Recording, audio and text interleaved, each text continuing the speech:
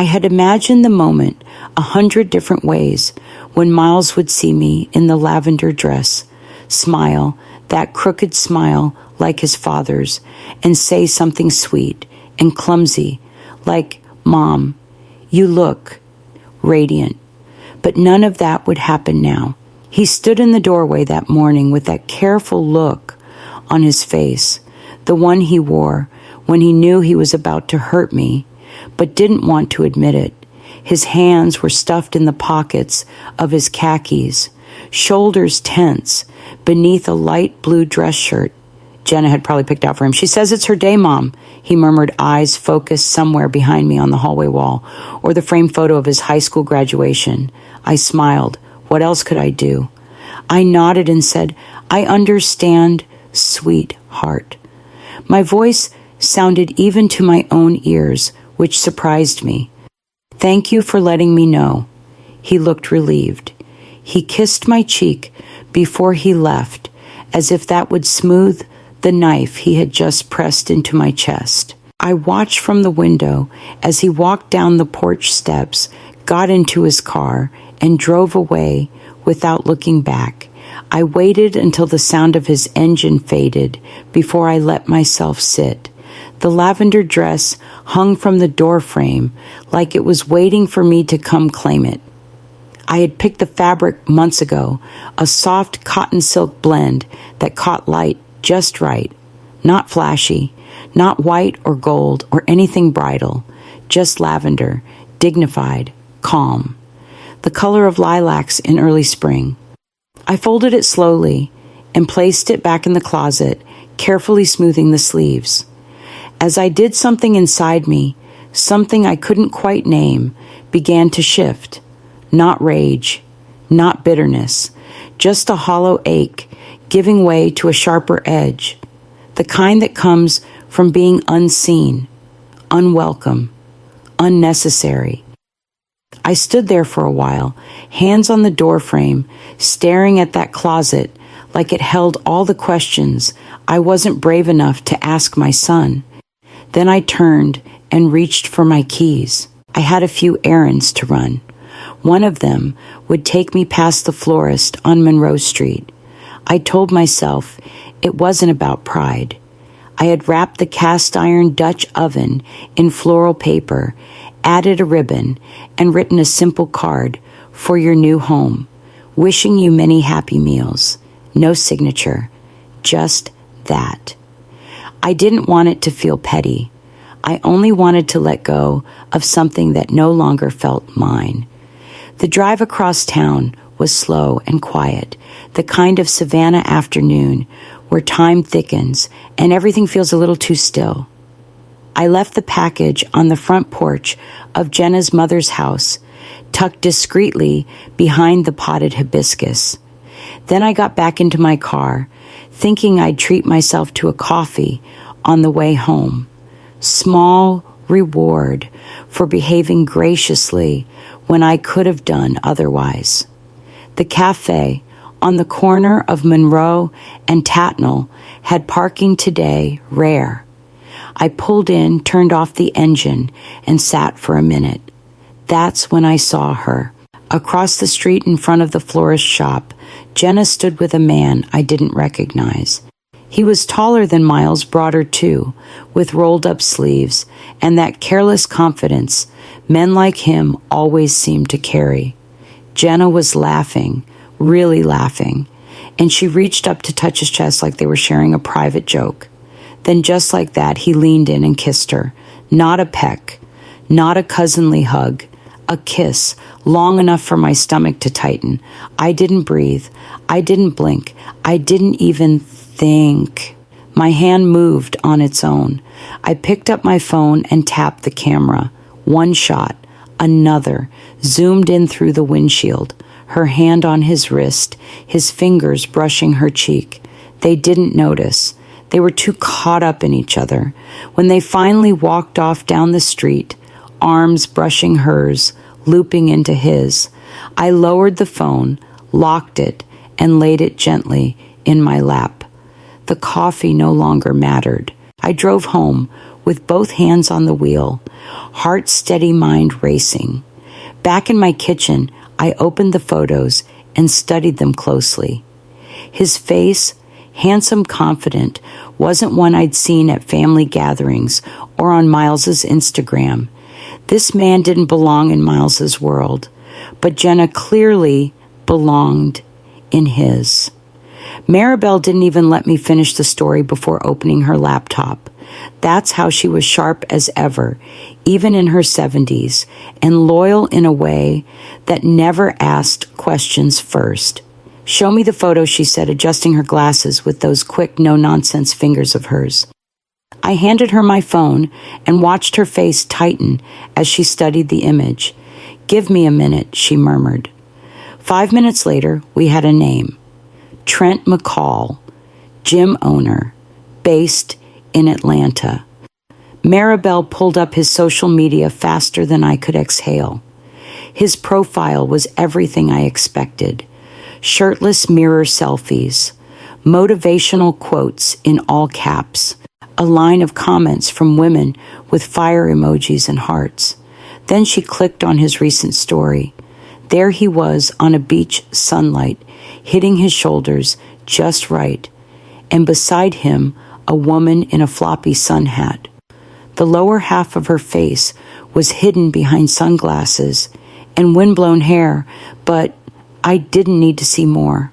I'd packed that face into takeout boxes after Sunday dinner. I'd watched that jaw tighten when she didn't get her way. It was Jenna. I didn't say a word. Maribel didn't either. She just began saving the story, screenshotting captions, and opening a Word document to paste in dates and links. She tagged a hotel. She muttered, "That's on Tybee Island." Same weekend, Miles said he was at his architecture conference in Nashville. I felt cold, even in the warmth of Maribel's sunlit kitchen. Betrayal has a way of draining the room of color. I started printing, image by image, caption by caption. I underlined a date, drew a circle around a comment from Jenna's friend that said, "You two are fired together." It was all falling into place and unraveling at the same time. I looked at the stack of papers, my hand hovering over the print button again. My stomach turned. If I gave this to Miles, would he even believe me? Or would he think I'd staged it out of jealousy, out of bitterness for not being invited? I sat down and folded my hands. I needed time to think, but I already knew who else I had to call. I keep the most fragile things in the old roll-top desk in the corner of my bedroom. It still smells faintly of cedar and Ray's aftershave, like time decided to pause there out of respect. I opened the drawer slowly, careful not to let the papers flutter. There were yellowing sheets of music scribbled with jazz notations only Ray could read. A few ticket stubs from the tiny club where we met. And tucked between two folded scores, the letter he wrote me when Miles was still in kindergarten. "If I'm not here, V, protect our boy, no matter what." I had read it dozens of times over the years, but today it felt heavier, as if the words had been waiting for this exact moment. That's when I remembered the day of the funeral, 1989. The rain soaked my shoes, and Miles just clung to me so tightly I thought I'd never breathe again. I'd kissed the top of his head and whispered, "I've got you. I always will." That promise didn't come with an expiration date. I took a deep breath, walked to the kitchen and hit print. The photos, the screenshots, the beach story, all of it. I stapled them in neat order and slid them into a plain manila folder. No drama, no flourish. Then I sat at the table and wrote a letter. Short, steady, just facts. And at the bottom I wrote, "I'm telling you this because I love you, and because your father would have wanted me to." When I finished, I picked up the phone and dialed Cameron Doyle. He picked up after 2 rings. "Ms. Alcott Cam, I need your help, and you need to listen before you say no. There was a pause. Is it about the wedding, he asked. Yes, I said, but more than that, it's about Miles. His voice lowered. I'm listening. By the time I hung up, the folder was sealed, and I had an address. Cameron would be at the bachelor dinner tomorrow, and he'd take the envelope with him. I hadn't been to Atlanta in years. The city always moved faster than I liked, but that morning, I moved with it. I wore my church coat, the one with deep pockets, and a pair of sneakers that wouldn't draw attention. The gym sat in a trendy block with cold-pressed juice bars and overpriced candle shops. The logo on the door said, Grit Fit, all capital letters, all attitude. Inside, the music thumped like a nightclub. The air smelled like eucalyptus spray and sweat. I walked up to the front desk, where a young woman in leggings smiled at me like I'd wandered in by mistake. I'm thinking of getting back in shape, I said, adjusting my scarf. Divorced now. Might start dating again. Figured I'd tone up first. She offered me a clipboard and waved Trent over. He was exactly what I expected. Tall too, tan too, proud of his biceps. He smirked as he wiped his hands on a towel and sauntered over like he was walking into his own photo shoot. Well, he said. What kind of program are you looking for? Something discreet. I smiled. I've got some things I'd rather not post about online. That opened the door. 10 minutes later, we were chatting by the treadmills. I let him lead. All I had to do was nod, laugh when appropriate, and let the silence do the work. I'm seeing someone, he said, grinning. But it's complicated. She's marrying someone else first, some rich mama's boy. We got a plan. My fingers were already in my coat pocket. I slid my thumb across the record button. He kept talking.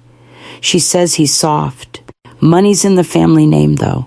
Once the properties in her name were set. Quickie divorce. Boom. Mexico. He laughed. Loud. Careless. I left 20 minutes later with a free trial card and a heart full of fire. That night, I transferred the recording, backed it up to a flash drive, and labeled a second envelope. This one didn't need a letter. The words spoke for themselves. Cameron would carry the first truth. I would carry the second. I didn't eat that evening. The pot roast sat untouched on the stove, and the cornbread cooled in its dish forgotten. I couldn't focus on food. My ears strained toward every creak of the house, every engine that passed outside.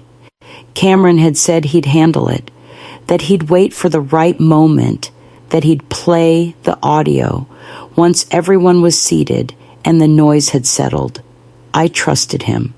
I just didn't trust what would happen after. I sat in my armchair with the television on low volume, barely audible. Some home renovation show played to no one. My eyes were fixed on the door, even though I knew Miles wouldn't walk through it. Not tonight. Maybe not ever. The clock ticked past 10, then 11. Still nothing. I kept checking my phone, willing it to light up with a message. Something. Anything. At 11:52, it buzzed. Cameron. He left. Alone. He's not picking up. I stared at the message until the words blurred. My hands didn't shake, but something inside me did, like a table that had lost one of its legs and didn't know it yet. I wanted to believe he'd understand, that he'd hear Trent's voice and know it wasn't jealousy or bitterness that had moved me to act, but love. That I hadn't done this to ruin his happiness, but to save him from heartbreak, far worse than a ruined evening. But Miles was quiet when hurt. He always had been. He didn't yell. He disappeared. I folded my phone closed and placed it gently on the side table. The lamp beside me hummed faintly, its bulb casting a soft pool of light on the envelope I hadn't sent. The one with the photo. He hadn't seen that yet. Tomorrow I would bring it with me, just in case. The sky was kind that afternoon, soft gold-tinted light, pouring through the trees, the kind of light people dream of for weddings. The venue was wrapped in white linen and peonies, as if beauty could make something real, as if it could hold everything together. I sat in the last row alone, just another shadow beneath the chandeliers strung across the courtyard. Nobody noticed me. That was fine. I wasn't meant to be seen today. The chairs were filling slowly. Whispers floated around like perfume. Where's the bride? Did someone check the suite? Is this part of the ceremony? Jenna's parents stood near the fountain, speaking in hushed tones, their faces stretched into thin smiles that didn't quite land. No one had seen her. No one had seen Miles either. Until suddenly, he was there. He walked down the center aisle, not to music, not to applause, just silence. His shirt was wrinkled, his tie undone. His hair looked like he'd run his hands through it 100 times. And still he looked taller than I'd ever seen him. Older, like a man who had just come through something and was still standing. He stopped at the front where the altar waited like a stage, missing its cast. And with one breath, he said, "There won't be a wedding today, or any day." A gasp rippled. Phones came up. Murmurs followed. I was almost fooled, he said, eyes sweeping across the crowd. But my mother saved me. I didn't move. My hands rested in my lap, still and quiet. The tears came, then hot, silent, and steady. Not from grief, not even from pride, but from something deeper. A letting go. A long, slow exhale that had waited months to be released. Miles didn't look at me. He didn't need to. He knew I was there, and for the first time since he was a boy, I didn't feel the need to protect him. I felt him standing on his own, and I knew what I had to do next. I waited 3 days before I touched the dress again. It had stayed hanging in the back of my closet like something preserved in amber, but it no longer felt like a wound. It didn't hum with sadness or ache with longing. It just was. A beautiful thing, never used, never worn, not because it wasn't good enough, but because it wasn't meant for that day. I folded it gently, smoothing the fabric with my palms. The lavender still shimmered faintly in the light, soft and resilient. I laid it in the donation box on top of a few scarves and one of Ray's old sweaters I'd finally decided to part with. That dress hadn't failed me. It had waited patiently while I found my strength. That evening, just as the light began to shift orange through the trees, I heard the steps on the porch. He didn't knock. He just stood there, shoulders slumped, face tired. His eyes looked older, but there was something clear behind them too, like a storm had passed. She told me I'd never find someone who'd love me like she did, he said. I opened the door wider. She was right, I said. That wasn't love. He didn't answer. He walked past me and sat in the chair near the window, the one Ray used to claim during long, rainy Sundays. I made tea without asking, jasmine and mint, the only kind he liked. We sat for a while, neither of us speaking. There was no need to rush it. After a few sips, he set his cup down and looked at me, not as a child begging for comfort, but as a man searching for balance. I need time, he said, his voice rough around the edges. But I'm glad you told me. I nodded. Take all the time you need. He leaned back in the chair and closed his eyes just for a moment. Outside, the wind shifted, and I thought of what still might grow. The sun had returned by the time I made it back to the community garden. The peppers had come in strong that season, and the basil was threatening to overtake the rosemary bed. I liked the quiet rhythm of it, watering, pruning, listening to bees. There was a peace in tending things that needed only patience to thrive. I was thinning the tomatoes when I heard footsteps crunching on gravel behind me. "You must be Miss Alcott," a voice said, soft and warm.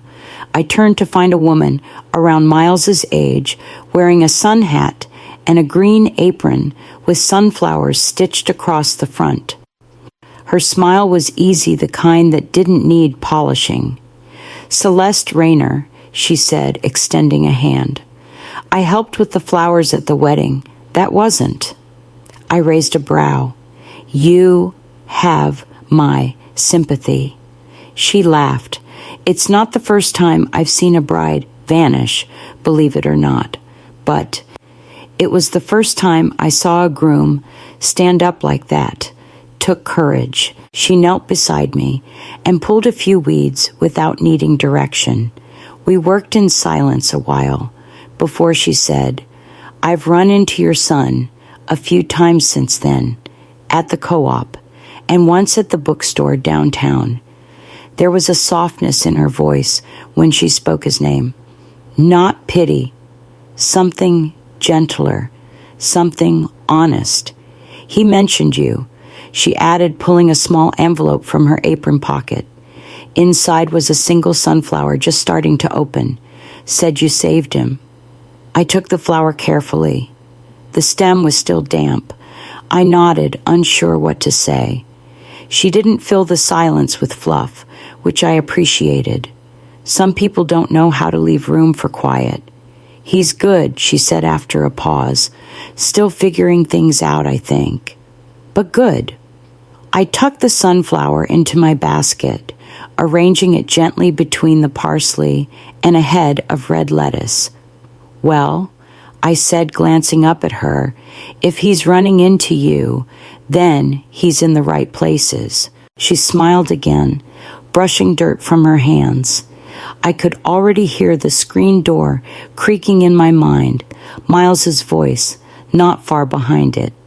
The box is plain unmarked, except for the words I wrote in faded ink across the lid, "The wedding that wasn't."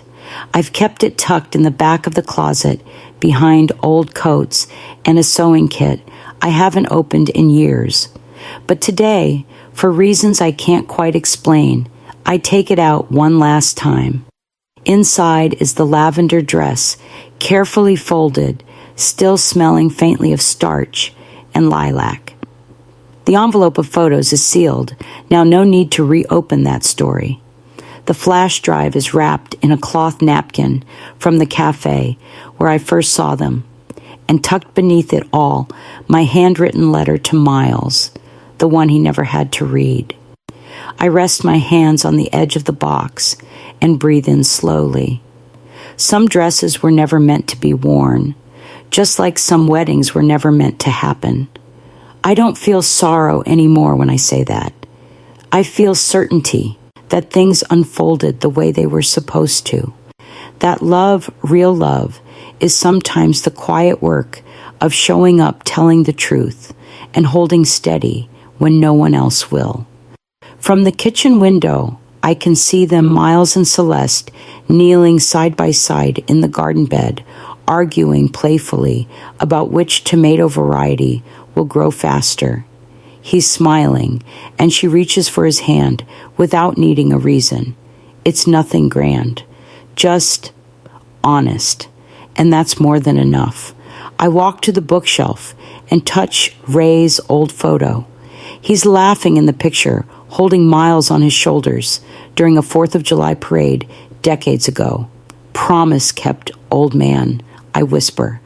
"Our boy is safe." I return to the closet and slide the box back into its place. It no longer feels like something I need to protect, just something I'm finished carrying. The house is quiet again, except for the laughter drifting in through the screen door. Sometimes being the villain in their story is how you become the hero of their future.